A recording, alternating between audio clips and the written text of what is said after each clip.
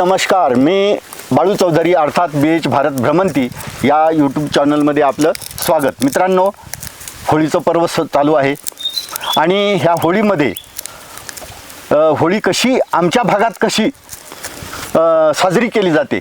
एक 5 दिवस पूर्वीच्या काळी साजरी केली जायची. म्हणजे जवळजवळ लहान होळी, मोठी होळी, त्याच्यानंतर पुढे सण, त्याच्यानंतर परत अजून 4 दिवस म्हणजे कशी साजरी केली जायची ती आपण गवळी साहेबांकडून ऐकून घेऊ. तर गवळी साहेब नमस्कार. आमच्या चॅनलला आल्याबद्दल आपलं स्वागत. आता होळीचं पर्व चालू आहे, होळी सुरू आहे. आज लहान होळी आहे. तर आपल्याकडे होळी कशी साजरी केली जाते ते मला सांगा. आता होळी म्हटलं की होळी हा आदिवासींचा एक महत्त्वाचा सण आहे. होळी साजरी करण्यासाठी जे कोणी नोकर असतील ती खास होळी साजरी करण्यासाठी गावी येते. आता भुरकुंड्या झाल्यानंतर आपल्याकडं लगेच फागाला सुरुवात होते. आता पहिलं सांगा, फाग म्हणजे काय ते प्रेक्षकांना समजू द्या. फाग म्हणजे लांब काठी धरून उभे राहतात. एक त्या टोकाला एक ह्या टोकाला काठी धरून उभे राहतात आणि जो येणारा जाणारा असेल त्या रस्त्याने त्याच्याकडून फाग मागणं. फाग म्हणजे त्याच्याकडून काय रुपया, 2 रुपये काय देईल तर इच्छेनुसार ते त्याच्याकडून मागायचे म्हणजे घ्यायचे. त्याला फाग. जे पैसे घेईल त्याला कर असा म्हटलं. आजच्या भाषेत कर जो घेतला जातो. टोल टॅक्स जो आहे, जो येणारा आहे त्या गावात त्याच्याकडून एक कर स्वरूपासारखं ते पैसे रोख स्वरूपात घेतले जातात. पण ही फार जुनी परंपरा आहे. आता ती परंपरा हळूहळू कमी होत आली, तरी पण काही भागात ही परंपरा अजून चालू आहे. आणि ही परंपरा जवळजवळ होळीपासून 5 दिवस म्हणजे रंगपंचमीच्या दिवसापर्यंत चालते. ते पोरं इतके हुशार असतात ना, हातात रंग फाग दे नाही तर रंग टाकतो. मग आपले कपडे खराब होऊ नये म्हणून 1 रुपया 2 रुपये काय त्याच्या इच्छेनुसार दिले ते घेतात आणि त्याला मोकळं करतात. मग आता आपल्याकडं होळी पेटवली जाते किंवा कशी तिची सुरुवात होते ते सांगा. आता होळीच्या दिवशी गावातले जे पोलीस पाटील, नाईक, अजून त्यांच्याबरोबर गावातली काही तरुण मंडळी ही एक होळीचा खांब आणण्यासाठी ते जंगलात जातात.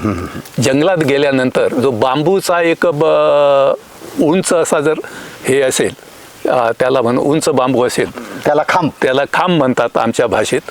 त्या खांबाची म्हणजे त्याची पूजा करायची. पूजा करून तो बांबू तोडायचा. त्याच्या ज्या फांद्या असतील त्या व्यवस्थित खालच्या फक्त काढायच्या. खालच्या बांबूच्या काड्या असतील त्या काढून घ्यायच्या. वरचा शेंडा मात्र म्हणजे त्या फांद्या राहतील याची दक्षता घेतली जाते. आणि नंतर तो बांबू तोडून त्याला वाजत गाजत गावातून ती तरुण मंडळी, नाईक, कोतवाल सगळे घेऊन होळीपर्यंत आणतात. पूजा केली जाते. ती कशी नेमकी करतात? आता त्या ठिकाणी तो खांब आणल्यानंतर त्या खांबाची विधिवत पूजा केली जाते. हळद, कुंकू, अक्षता वाहून त्याची पूजा केली जाते. त्या खांबाच्या एक छिद्र पाडून त्याच्यात सुपारी, हळकुंड, खारी कसं ठेवलं जातं. 1 रुपयाचं नाणं पण त्याच्यात ठेवलं जातं. हे झाल्यानंतर गावचे जे पोलीस पाटील असतात ते त्याला एक खोबऱ्याची वाटी बांधतात आणि त्यानंतर गावातल्या घरांमधून एक प्रकारच्या पापड्या तयार करतात. या पापड्या म्हणजे सर्वसाधारण डाळीचं पीठ जे असतं, हरभऱ्याच्या डाळीचं पीठ किंवा तांदळाचं पीठ, नागलीचं पीठ याच्यापासून एक प्रकारच्या अशा गोलाकार आम्ही आमच्या भाषेत त्याला पापड्या म्हणतो. पापडी. त्या पापडी केली की त्याला ते दोरामध्ये ओवायचा आणि त्या ओवल्यानंतर त्या खांबाला ज्या त्याच्या अशा फांद्या असतात अशा खाली वागल्या त्याला बांधायच्या. आणि त्या बांधल्यानंतर त्याच्या अगोदर गावातल्या लोकांनी काही बरीचशी जंगलातून अशी सुकलेली लाकडं आणलेली असतात. आणि एक नियमच आहे की प्रत्येक घरचं एक लाकूड होळीवर गेलं पाहिजे. त्याला आमच्याकडे फापतूर. तर ते आता हे बांधलं, पापड्या बांधल्या, त्याच्यानंतर खांबाला उभं केलं जातं. तर तो कशा प्रकारे उभा केला जातो ते सांगा. खांब म्हणजे खांबाची विधिवत पूजा केल्यानंतर जे फापतर म्हणून एक लाकूड आणलं जातं. ह्याच्यात एक महत्त्वाचं आहे की आदिवासी माणूस होळीच्या दिवशी फापतर आणायचं म्हणजे ओल्या लाकडाचा सर्वसाधारण तो आणत नाही, तो निसर्गाची पण देखभाल करतो. बरोबर. आणि सुकलेलं लाकूड, जे सुकलेलं लाकूड असेल तेच वाळलेलं तेच आणतो त्या होळीसाठी. ते आणल्यानंतर मग तो खांब उभा केला जातो. खांब उभा केल्यानंतर त्याला एक एक ते फापतर म्हणतात लाकूड, ते असं उभं केलं जातं. आणि एक प्रकारचं एक ते उभं केल्यानंतर एक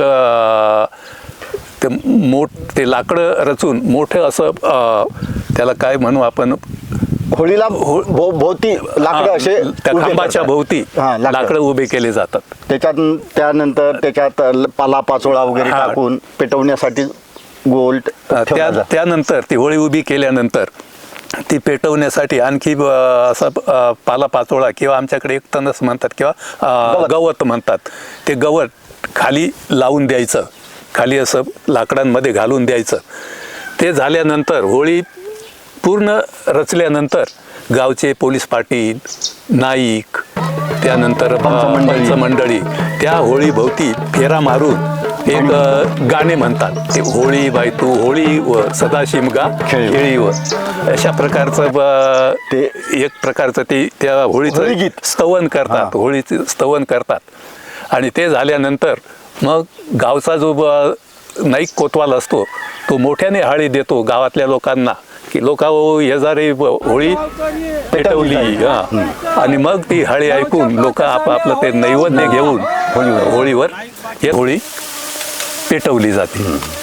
बरं, पेटवली जाते. नंतर पेटवल्यानंतर मग एक सांगायचं असं की लहान होळी जी असते ती बाटोळ होळी, म्हणजे त्याच्यात कोंबडं टाकलं जातो म्हणून बाटलेली होळी असं म्हणतात. आणि ह्या मोठ्या होळीला मात्र चोखी होळी म्हणतात. याच्यात कुठल्याही प्रकारचं मांसाचं किंवा कोंबड्याचं असं काही नैवेद्य नसतो, तर प्रत्यक्ष वरण भात किंवा एखादा गोड पदार्थ असा तो नैवेद्य असतो. आणि ती होळी पेटल्यानंतर, चांगली होळी पेटली की नंतर मग त्याच्यात नैवेद्य टाकला जातो. तो नैवेद्य टाकतानाची पण एक सर्वसाधारण प्रथा आहे, म्हणजे सगळेच लोक, काही लोक उभे राहूनच नैवेद्य टाकतात, काही लोक त्याच्या भोवती फिरून नैवेद्य टाकतात. नैवेद्य आणि पाणी. तर अशा प्रकारे होळी झाली की मग एक सगळे जो उरलेला जो नैवेद्य आहे तो एका ठिकाणी तोरण बांधलेलं असतं, त्या तोरणाच्या ठिकाणी तो उरलेला नैवेद्य ठेवायचा. आणि तो नैवेद्य तो त्या गावचा जो कोतवाल असेल तो कोतवाल तो नैवेद्य घेऊन जातात. बरोबर. तर अशा प्रकारे होळी झाली, नैवेद्य टाकला, होळीला झाला की मग एकमेकाला त्या होळीत जातात. त्या खांबाची आता दुसरा होळी पेटवली, नैवेद्य टाकल्यानंतर लोक त्या होळीच्या बाजूलाच उभे राहतात. आणि होळी ती जास्त पेट घेतला की त्याच्यातला जो खांब असतो तो खांब पण जळतो आणि तो एका बाजूने गलतो. सर्वसाधारण आता असं पूर्वेच्या बाजूने जर पडला तर ते शुभ मानलं जातं. बरोबर. हा ती एक प्रथा आहे, अलिखित असं की शुभ मानलं जातं. तो खांब पडल्यानंतर त्या खांबाला ज्या बांधलेल्या पापड्या असतात त्या पापड्या तोडण्यासाठी गावातले जे प्रमुख तरुण मंडळी असते ती तरुण मंडळी तिथं गर्दी करते आणि त्या पापड्या तोडत असतात. आणि त्या जळालेल्या त्या खांबाचा भंडारा पण ते घेत असतात. आणि तो घेऊन गावातली जी मंडळी असते इतर त्यांच्या कपाळाला तो भंडारा लावतात. त्या पापडीचा नैवेद्य पण त्यांना दिला जातो. बरोबर. आणि तो एक प्रकारे असा शुभ मानला जातो. आणि त्यानंतर एकमेकाची गळा भेट घेतात. म्हणजे घरी पण काही लोक एकमेकाला भेटायला जातात आणि आपला होळीचा आनंद त्या ठिकाणी व्यक्त करतात. आता ही होळी झाली, त्याच्यानंतर दुसऱ्या दिवशी सण असतो. होळी झाल्यानंतर एक विशिष्ट प्रकारे म्हणजे त्या ठिकाणी एक हे राहतात.